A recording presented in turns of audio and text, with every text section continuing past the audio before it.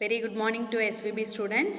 இன்றைக்கி நம்ம இந்த கிளாஸில் என்ன பார்க்க போகிறோம் அப்படின்னா +2 காமர்ஸில் UNIT-7 பிஸ்னஸ் என்விரான்மெண்டலில் CHAPTER-19 என்விரான்மெண்டல் ஃபேக்டர்ஸில் மேக்ரோ என்விரான்மெண்ட்டில் சோஷியோ கல்ச்சுரல் என்விரான்மெண்ட்னா என்ன அப்படிங்கிறது பார்க்க போகிறோம்.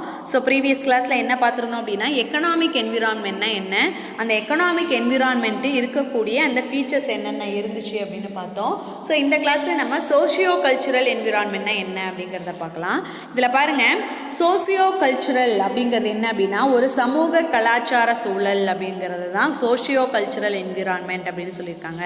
அப்போது the business is a part of society, அதாவது ஒரு பிஸ்னஸ் அப்படிங்கிறது ஒரு சொசைட்டியோட ஒரு பார்ட்டு தான் பிஸ்னஸ் அப்படின்னு சொல்லியிருக்காங்க. Social environment refers to the sum total of factors of the society in which the business is located. Social and cultural environment of society affected the business. It is a dynamic and include the behavioral of individuals, the role of importance of family, customers, traditional belief and value, religions and languages, the ethical value, the literacy level and the social attitude of the people of the society. The social cultural also include to the following அப்படின்னு கொடுத்துருக்காங்க. அதாவது ஒரு சொசைட்டியை பொறுத்து தான் ஒரு business அப்படிங்கிற ஒன்று இருக்குது. அப்போது அந்த சொசைட்டியில் இருக்கக்கூடிய ஒட்டுமொத்த காரணங்களையும் ஒட்டுமொத்த காரணிகளையும் தான் என்ன சொல்லுவாங்க அப்படின்னா சோஷியோ கல்ச்சுரல் என்விரான்மெண்ட் அப்படின்னு சொல்லுவாங்க.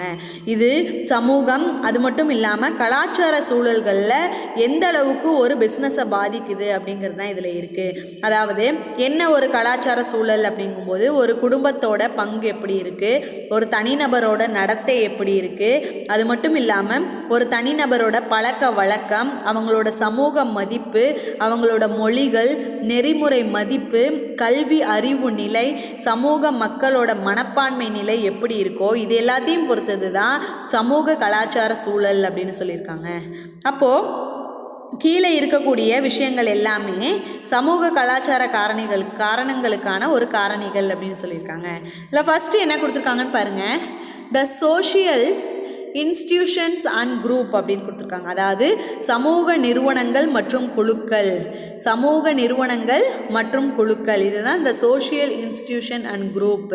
And family structure prevalent to the society, சமுதாயத்தின் பரவலான ஒரு குடும்ப கட்டமைப்பு, role of marriage as an institution, வணிகத்தில் திருமணத்தோட பங்கு எவ்வளோ இருக்குது, காஸ்ட் சிஸ்டம் இந்த சொசைட்டி, சமூகத்தோட ஜாதி அமைப்பு முறை எப்படி இருக்குது, customs belief to the value, மக்களோட பழக்க வழக்கம், அவங்களோட நம்பிக்கை, அவங்களோட சுயமரியாதை எப்படி இருக்குது.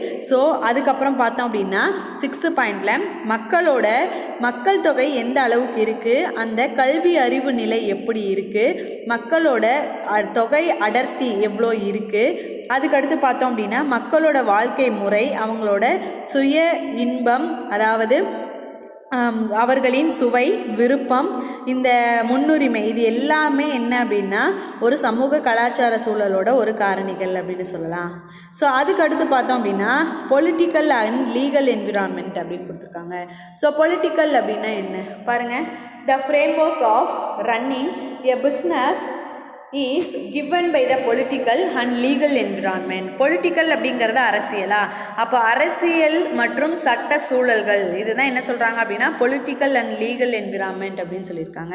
அப்போது ஒவ்வொரு பிஸ்னஸுமே அந்த பிஸ்னஸுக்கு எது ரொம்ப முக்கியமான ஒரு கட்டமைப்பு அப்படின்னு பார்த்தோம் அப்படின்னா பொலிட்டிக்கல் அண்ட் லீகல் என்விரான்மெண்டல் தான் ரொம்ப இம்பார்ட்டன்ட் அப்படின்னு சொல்கிறாங்க. ஏன் அப்படின்னா ஒவ்வொரு பிஸ்னஸுமே எதை பேஸ் பண்ணி தான் இருக்கும் அப்படின்னா அந்த பிஸ்னஸோட சட்ட அந்த நாட்டோட சட்டத்திட்டங்களுக்கு உட்பட்டு தான் ஒவ்வொரு பிஸ்னஸுக்குமே இருக்கும் அப்படின்னு சொல்லியிருக்காங்க. So political and legal changes, the legislative, executive and judiciary to the 3 political institution which direct and influence a business, the major elements of legal and political environmental.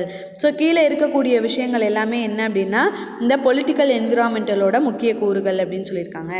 இதில் ஃபஸ்ட்டு பாருங்கள் என்ன கொடுத்துருக்காங்க அப்படின்னா the political stability is reflected by the following barometers like to the election system, the law and order situation, the role of structures of military and policy forces, the declaration of president rules, civil war extra அப்படின்னு கொடுத்துருக்காங்க. அதாவது ஒரு அரசியலோட ஸ்திரீத்தன்மை, அந்த அரசியலோட தேர்தல் அமைப்பு எப்படி இருக்குது, அதோட சட்டம் ஒழுங்கு நிலை, இராணுவம், அதோட காவல், அதுக்கப்புறம் பார்த்தோம் அப்படின்னா ஜனாதிபதி ஆட்சியை அமுல்படுத்தி கொள்ளக்கூடிய ஒரு முறைகள், இது எல்லாமே எப்படி இருக்கும் அப்படின்னா அரசியல் மற்றும் சட்ட சூழலுக்கு ஏற்ற ஒரு காரணிகள் அப்படின்னு சொல்லலாம். ஸோ அதுக்கு அடுத்து பார்த்தோம் அப்படின்னா political organisation. So political organisation refers to the ideology and physiology of the political parties, the government, the role of degree of authority of bureaucracy to the level of political consciousness among citizens. And அதாவது இதில் என்ன சொல்லியிருக்காங்க அப்படின்னா and the funding to the political parties by business, housing and to the cloth wildness by them அப்படின்னு கொடுத்துருக்காங்க. அதாவது இந்த அரசியல் மற்றும் சட்ட சூழலை பொறுத்த வரைக்கும் அரசியலோட கட்சி, அதோட அரசாங்க அதிகாரம், அதில் இருக்கக்கூடிய பற்றாக்குறை, அந்த குடிமக்களோட மத்தியில் அந்த நகர்வின் நிலை எப்படி இருக்குது, இது எல்லாமே குறிக்கக்கூடிய ஒரு விஷயம் அப்படின்னு சொல்லியிருக்காங்க. ஸோ அதுக்கடுத்து தேர்டு பாருங்கள், நமக்கு என்ன கொடுத்துருக்காங்க அப்படின்னா the image of reader and country the international arena அப்படின்னு கொடுத்துருக்காங்க. அதாவது சர்வதேச அரங்கில் தலைவர்கள் மற்றும் நாட்டின் மதிப்பு, இதுவும் எதை சார்ந்துதான் இருக்குது அப்படின்னா அரசியல் மற்றும் சட்ட சூழலை சார்ந்துதான் இருக்குது அப்படின்னு சொல்லியிருக்காங்க. அதுக்கடுத்து ஃபோர்த்து பாயிண்ட் பாருங்கள், legal framework of business and the degree of flexibility அப்படின்னு கொடுத்துருக்காங்க. ஒரு நிறுவனத்தோட சட்ட திட்டங்கள், அதனுடைய கட்டமைப்பு, அதனோட நெகிழ்வுத்தன்மை, இது எல்லாமே அரசியலை பொறுத்து இருக்குது அப்படின்னு சொல்லியிருக்காங்க. அதுக்கடுத்து பாருங்கள், த கன்ஸ்டியூஷன் ஆஃப் த நேஷன். இந்த கன்ஸ்டியூஷன் அப்படின்னா என்ன, அதாவது நாட்டோட அரசியல் அமைப்பு. இந்த அரசியல் அமைப்பு அப்படிங்கிறது ஒரு அரசியல் சார்ந்த ஒரு சுற்றுச்சூழல் அப்படின்னு சொல்லலாம். அதுக்கடுத்து பாருங்கள், the foreign policy of the country with special reference tariff and the free trade. அதோட சுங்க வரி மற்றும் இலவச வர்த்தகம், இது எல்லாமே ஒரு நாட்டோட வெளியுறவு கொள்கை.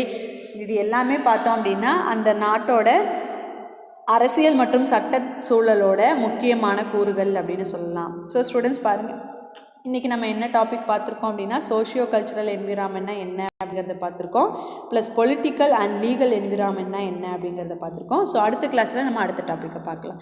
Thank you students.